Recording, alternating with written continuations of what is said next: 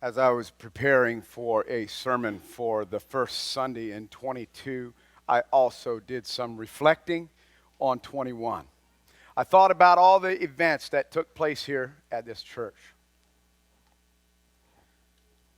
Some were happy, some were sad, some were fun, some was work. We had weddings. We had funerals, too many. We had a trucker's day, which was epic, huh? How about those motorcycles doing some tricks and all of the people that came out? There were about 1,000 people there. Wasn't that awesome? Trucker's day. But let me tell you, it was put on, but it took a lot of effort. We have every Sunday, we have kids' church here. Throughout the winter, we have Epic Church for our kids. We have 2 different food committees serving food. One is for the Epic Kids Church on Wednesday nights, the first Wednesday night of every month through the fall and winter. And then, of course, we have a food committee who so graciously puts a lot of time into making food and making sure that we eat well. And that's one of the staples here at Light in the Valley. Good food. Our junior youth gather on a consistent weekly basis. Our youth gather on a weekly consistent basis.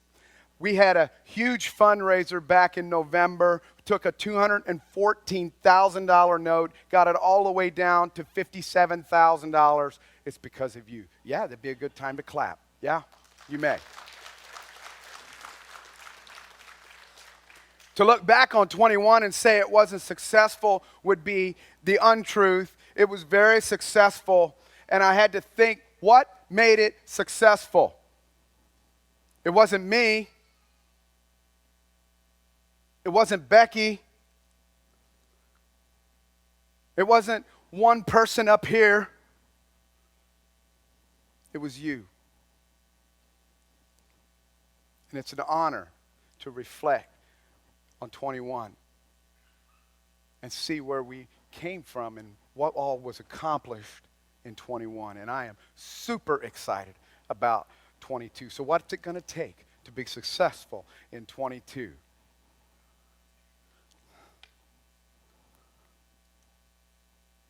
July of 2018. There was a soccer coach, had 12 of his boys as a team. They went to travel, and you guys know the story. They went to Thailand, and they were stuck in a tunnel or in a cave. How many know that story? They were in there for 17 days, and every one of them was removed successfully. What you don't know is the backstory of that. It's very interesting to me as I read that story, what happened on the backside of that. And maybe you do know. Maybe you were in the news enough that you did know. But there was an individual who had access to a lot of technology and a lot of power in his life. One of the wealthiest men on earth said, you know what? I'm going to get my team to build a little submarine. How many read that story? How many remember this part of the story?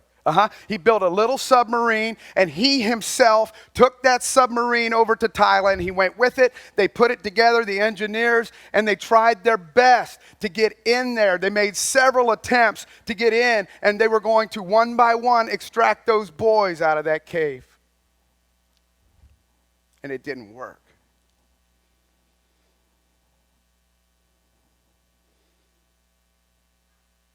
So the submarine that Elon Musk, the owner of Tesla and X-Space, it has to work, right? In your mind, you think, well, it has to work. It didn't work. Elon Musk didn't go, and I don't know if he's a believer. I have no idea where he's at spiritually. I didn't read up on that part of it. But what was interesting is he did not just take his submarine and go home. You know what he did? He kept the submarine there, and he stood in the background, and he rolled his sleeves up, and he goes, and he said, listen, I want to be a part of this extraction. I don't care at what cost. So my big inventive idea that whatever, it's not working.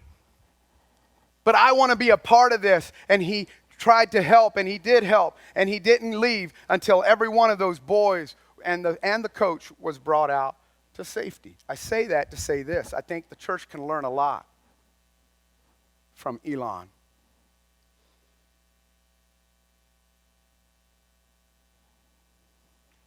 He said the thing that matters most is that the boys and the coach are safe. What matters most to us here? As we do church, as we live our lives together and we live side by side, shoulder to shoulder, walking through some of the trials and through the happy places in our life and the joyful times, but what matters most? And are we all on the same page? And just because we're not using one person or the other or this wealth, Elon's wealth didn't matter. It was his heart. Elon's resources didn't matter. It was his passion to get those boys out, and he wanted to help.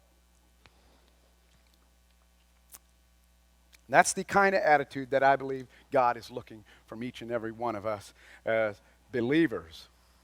So we say and we ask the question, if we had one thing here at Light in the Valley, and believe me, I am preaching this sermon, I'm sharing this with you with sort of a light heart because I have never seen so many people want to serve. But a lot of times it comes through in the form of being a volunteer. And this morning I want to paint the picture of the distinct difference between a volunteer and a servant. So I got an email from Trish earlier this week, and she said, "We need kids' church volunteers." And she goes, "Push it hard." I said, "No, you need servants in the kids' ministry, not volunteers, because there's a distinct difference." And my goal this morning is to paint the picture of the difference between a volunteer and a servant. Y'all good with that? Yeah, all right. So it wasn't the wealth of Elon Musk, it was his servant's heart that stayed through the endurance, that endured the whole time of them getting out of there. But if we had one thing that we could never get enough of here at Light in the Valley, it would be to say that we have servants. We use the word volunteer a lot. Did you know that you cannot find the word volunteer anywhere in the New Testament? Nowhere is it spoken of. It's a secular word. However, the word servant is used many, many times. Ephesians chapter 2, verse 10, it says, "For we are his workmanship." We're created in Christ Jesus for what? Who does good works? Servants do, right? So we're going to read it again. "For we are his workmanship, created in Christ Jesus for good works, which God prepared beforehand that we should walk in them." That's telling me that God knew before the first effort of creating the earth that we, all of us, would be stationed here in Walnut Creek, in Light in the Valley Chapel, to carry out a call of his. And here we are. Some of us have our marching orders ready and know where we're going. Others don't, and that's fine. We'll help you get there. I promise you. That's why we do church together. But he had planned that we, as a collective group, and some of us individuals, we do good works. Well, all of us individuals, but as a collective group, we could get a lot more done. He knew what we were going to accomplish. It's called our calling. When you accomplish what God's good work, his plan was for your life, it is your calling. Your calling is what God created you, each of you, to do. Your calling is not your career. Your career is how you make money. Your calling is how you do the things that God created you to do. Jesus said it this way, that if we, you and I, walk in our calling, that we would do even greater works than what he did. The Bible doesn't say that in order to fulfill that calling that we should volunteer. It doesn't mention it.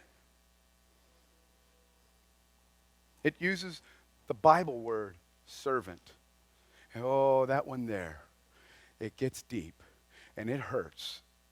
But if you understand, and I understand, how to be a servant. This is how we'll walk out the path of God's journey that he designed for us. It takes a servant's heart to fulfill the calling that God created your life to be.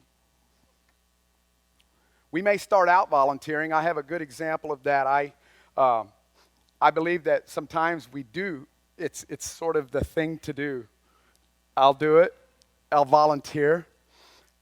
But I believe God has a plan when you actually take that step of faith and say, I will go volunteer in a special place, that eventually God wants to take you out of the mentality of volunteering into a servanthood mentality. Follow me close. About 3 years ago, the missions board, which does a fantastic job, by the way, give those guys a hand. They do some wonderful things. And due to COVID, we've not been able to go back to New York City to do the relief bus, but I had the opportunity. Becky had went the year prior to that, previously, and then I and Damon got to go 3 years ago. I volunteered. It was inconvenient for me. It was the slowest time of the year for me, which would, you say, well, you could get away real easy. Yeah, but you know what? The money's tight at the slowest time of the year. You know what I'm talking about? Oh, you don't? Well, welcome to my house. But it was inconvenient, and guess what? It was so bitter cold, but my back was hurting.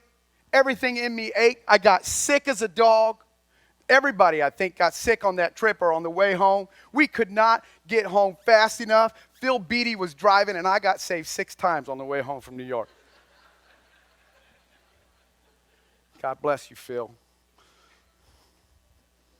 It was the most miserable trip that I had ever taken. But I volunteered to go. I did not know that 3 years later, God was already setting me up. So I had never really talked to a homeless person.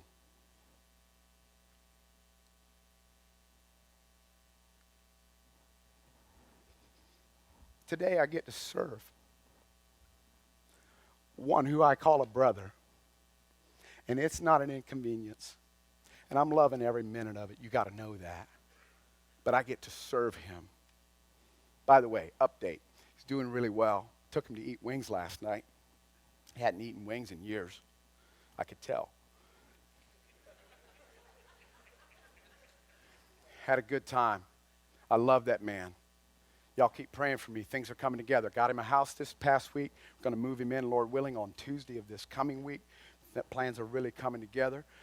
People are donating stuff. Holy moly, like it's just like he's got bread and peanut butter and jelly and like crackers, and he's like freaking out. He goes, "What?" I'm like, "Yeah." He goes, "You got to be kidding me!" Like he's so excited. Every time he gets a bag, it's just like so cool to watch him and to see how he receives these things. But God was seasoning my heart to become a servant, not a volunteer, because a volunteer would say, I don't have time on New Year's Day to go take him to eat wings. He can go get his own wings. Here's a $20 bill. See the difference? It's about adding value when you serve. When you serve, it's about kingdom labor. When you serve, it's about giving. It's about sacrifice. And it's about the heavenly reward in mind. That's where you serve. Matthew chapter 5, verse 16, Jesus said, let your light so shine before men that they may see your good works and glorify your Father in heaven. There's something about serving that we do, that when we do it in that way, when we do it with the correct heart, that God can be seen through the things that we do, through serving. It's only accomplished through serving, not just volunteering. Anyone can volunteer. Everyone can serve, but there's a difference. When you volunteer, you bring, there's a chance you'll bring an attitude. And with that attitude, you'll bring a problem. Volunteers sound something like this. This is not an altar call. But volunteers sound something like this. You're lucky I'm here. Thank me later, Trish. I'm going to get you some servants today. A volunteer will sound like this. You better treat me right or I'll quit. I've done that. It's so wrong. It's sinful. A volunteer says, if you don't treat me right, I'm going to tell everybody. In other words, I'm going to infect the whole servant system. Better treat me right. I don't want the third graders. I can't handle the third graders. A volunteer says, don't ask me to inconvenience. I'll come on my time, but no. We're not doing it. I can't. I can do it every other Wednesday night, okay?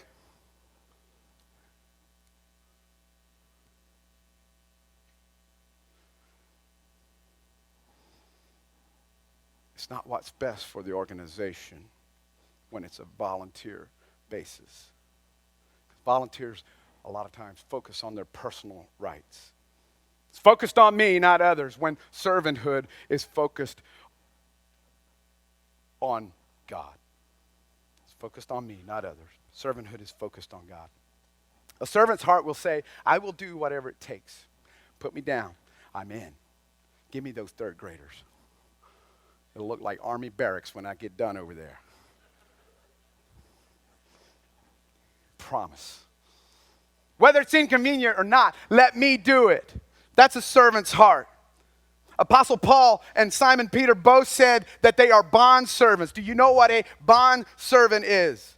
So in Bible times, let me just quickly explain. In Bible times, if I had a debt that I could not pay, it was insurmountable. There was no way that I could ever get it paid. The only way that I could get out of it was to go to prison. They would throw me in prison, and if I had a rich friend or someone who was mega wealthy who had compassion in their heart towards me, they would come and they would pay the debt off for me, but then by their law, I was to work with them for 7 years. And if the debt was too big for 7 years to cover, by law, I was a free man at the end of 7 years. And there were few people who would find themselves so gracious for the man who had compassion on them that at the end of 7 years they would say, you know what? We know that we didn't do justice on the amount of money you paid to have us released and be free. We want to keep working for you. And those people would then, the master would come and he would pierce their ear, and there would be a nail put in their ear, and they were forever a bondservant. Someone who was serving that absolutely didn't need to. The price had been paid. It was all done. It was complete. And yet they wanted to keep serving because of the graciousness of their heart from the compassion that the master showed. They were called bondservants, and they were always marked. And Paul says, I'm a bondservant. Peter said, I'm a bondservant. I will tell you, I will go out on a limb and say, I will be one too. Because when I look at the price that was paid for me to live free, I really don't look at it like I have a choice. I want to do what God wants me to do. I want to live out my calling to the best of my ability. Whether I do it for 7 years or not. By the way, this is my 7th year preaching. Is my debt paid? You bought me tires. No, I got to go another month at least. Kidding.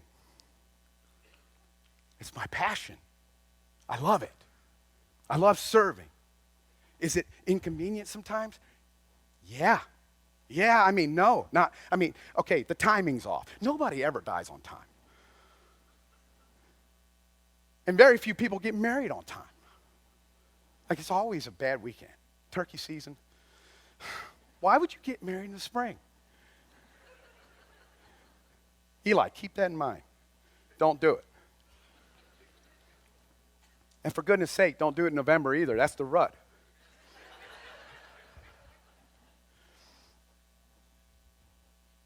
Serving. Serving comes from the heart. It's important to understand that's what God calls us to be, bondservants. He paid that price. And we go and we work for him. Jesus didn't have a nail in his ear. He had it in his hands and his feet. He paid the ultimate price so we could be free. I'll never forget, I was at the post office the week that I got ordained. It was actually just before. I'm going to say his name. It doesn't matter. Dennis Mullet meets me over at the post office. Jimmy, you ready for this? I said, oh, yeah. Sure. He said, you sure? So let me give you a verse to ponder on. So he gives me Matthew chapter 20, verse 28, where it says that just as the Son, you can put it up there, Matthew 20, verse 28, just as the Son of Man did not come to be served, but to serve. And a lot of times he said, Jimmy, a lot of Mennonites stop right there. Read it on. To give his life as a ransom for many. I did not know everything that I was signing up for.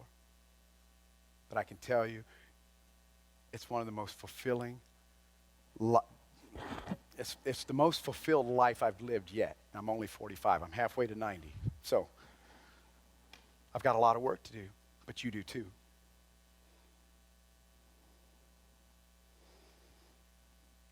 When you hear Jesus say that greater works will you do than he did, we think automatically we go to, well, we're going to do miracles like Peter walked on water or raising Lazarus from the dead. That was cool. What if I could do something more than that? I hear it all the time misinterpreted in that way. It's not that way. I believe that instead we need to ask ourselves, what is the greatest work that Jesus did? What was his completed work? Harold, tell me. What was Jesus' completed work here on earth? To get us saved. And that took what? Dying on the cross. That's his greatest work. You want to do something greater than him? Really? It's going to cost you something. It's going to cost you something. He gave everything. That was his greatest work. And we're going to do more than that? Only with a servant's heart. When we serve, we need to be saying, I'll be a willing bondservant. I'm willingly do this. Because I don't have any rights.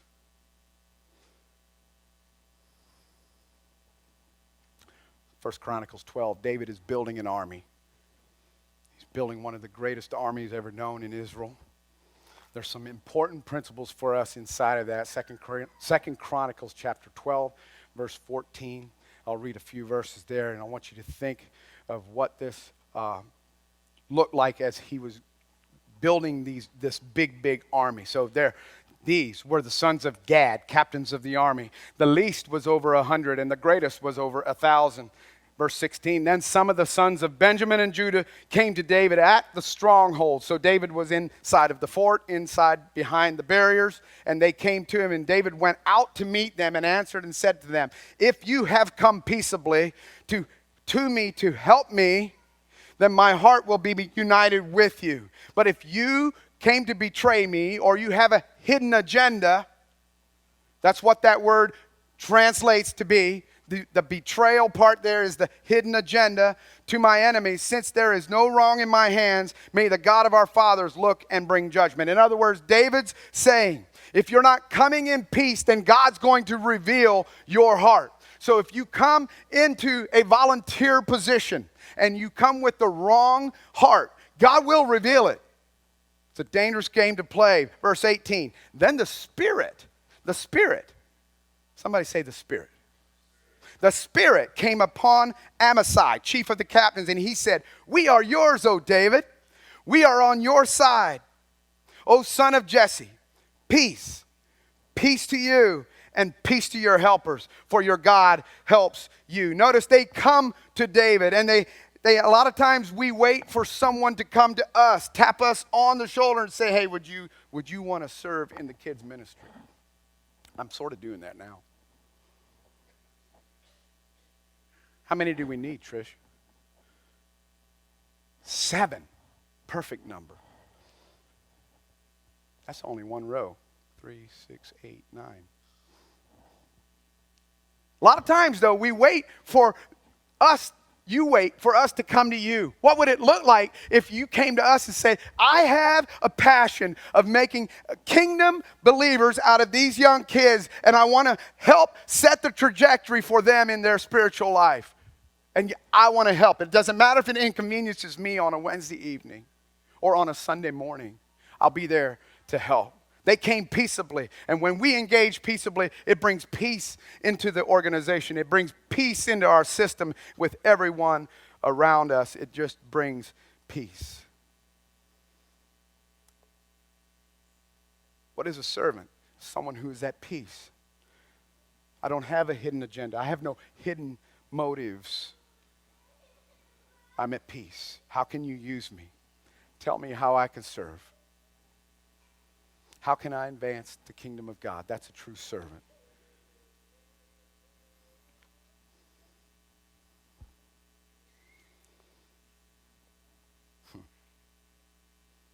So the goal isn't, I want to serve or I want to volunteer. The goal is not that I want to volunteer.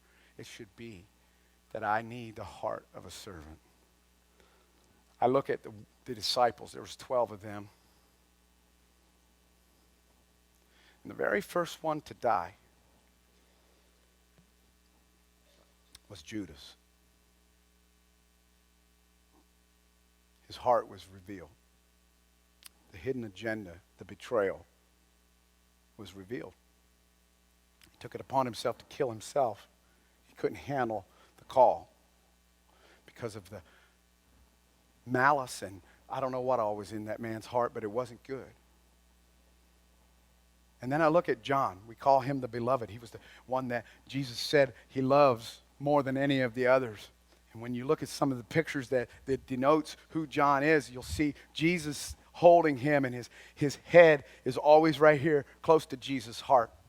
See, they were both in the same area. Judas was in the vicinity of Jesus, same as John was, but John chose to be close to the heart of Jesus. He lived to be the oldest. He was over 100 years old when he died. His heart was revealed.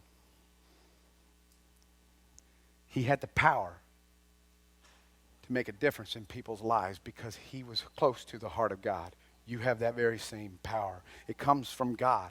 That power to do the better works than what Jesus, or greater works than what Jesus did, it comes from you having a connection and being close to the heart of God.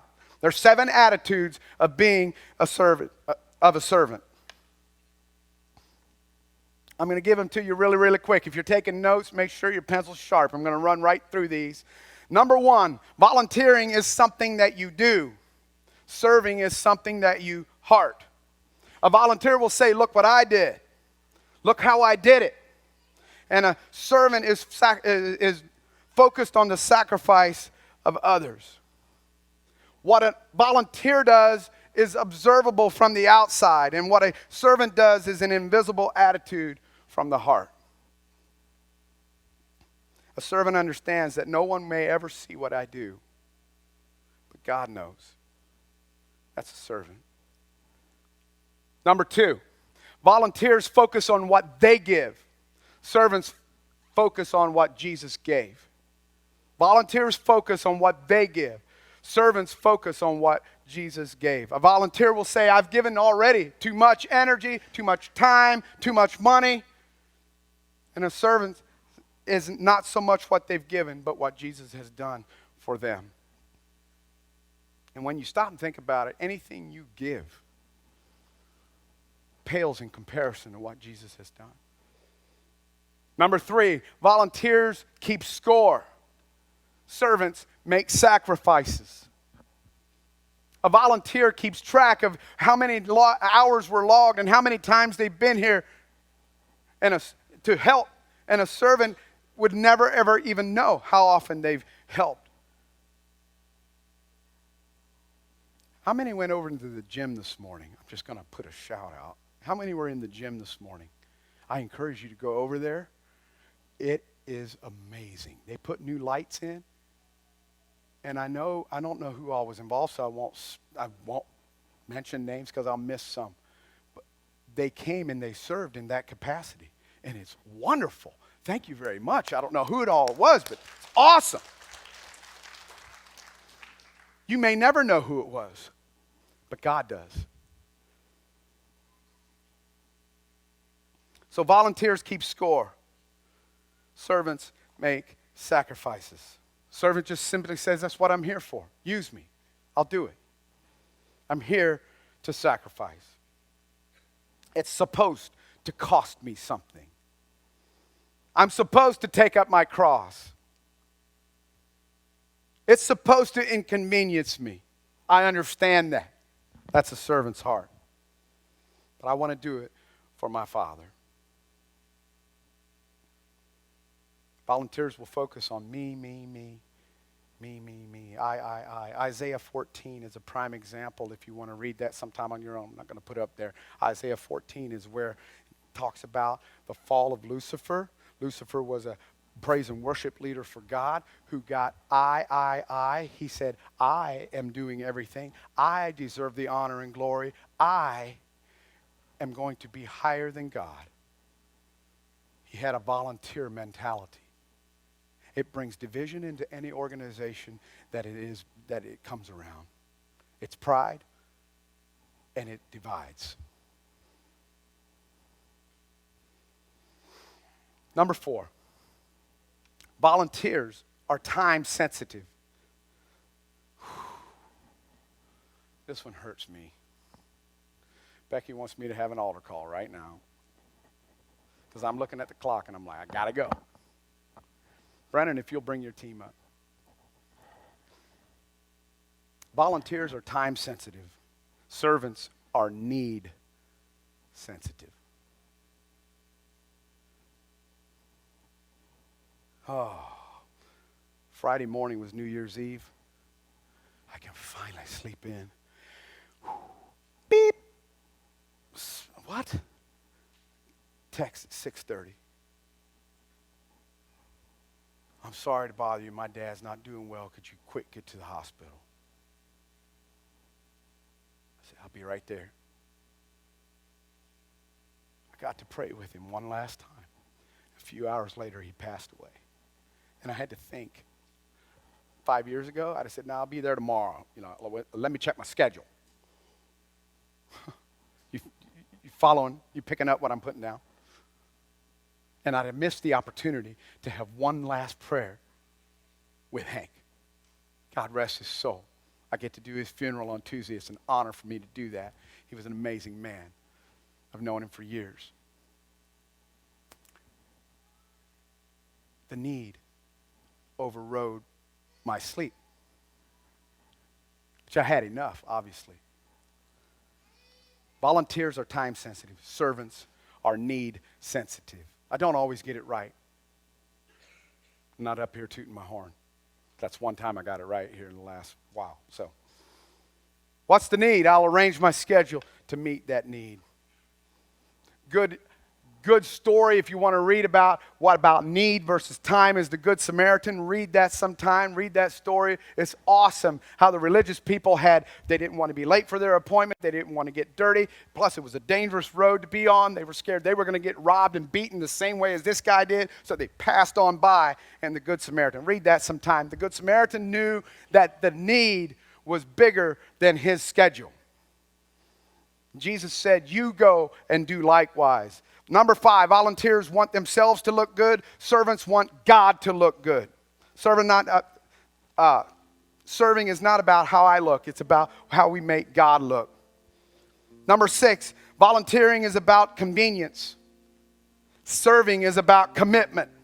It's not always convenient to serve. I get that. The timing seems to never be correct. I get that too. But are we committed? It's a man at Boyd and Worthman eating breakfast. He's got eggs and he's got bacon. He's asked the question, which sacrificed more? The pig or the chicken? Who made the beggar sacrifice? And he said the chicken was involved. The pig was committed. Enjoy your breakfast tomorrow morning. It wasn't the question if chicken came first or the egg. It doesn't matter. They both sacrificed, right? The chicken kept its life. The pig didn't. Okay, you got it. Few want to be committed to that level. Few want to be committed to that level, but servants always will. And number 7, the very last one is volunteers think they're superior, and serving will make you humble. Volunteers like positions. Servants don't care. Just put me to work. Just put me to work. There's no doubt in my mind that our worship team that's up here every Sunday, if I would say, guys, next weekend, I'm going up to Canton, and we're going to get a trailer, and we're going to get a bunch of socks and food and blankets and stuff to feed the homeless and help, these guys would be in. I know their hearts. I know their servant hearts. It's not about standing up here and having a title and singing to you guys. It's not what it's about. They would do it, every one of them. And the ones that aren't here would do it. They have great servants' hearts. Would you stand? As we leave out of here today, I want you to consider the fact you could make a huge, huge impact by etching off the volunteer word and let's be servants. You know what? I say that very confidently. You guys have been awesome. This church has amazing servants and amazing servants' hearts. This message was simply for those who just started coming.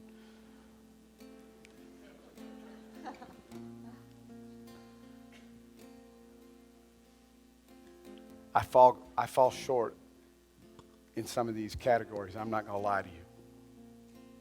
But my heart is to serve. And I trust yours is too. I want to be a bondservant. Imagine a church that serves with no hidden agendas.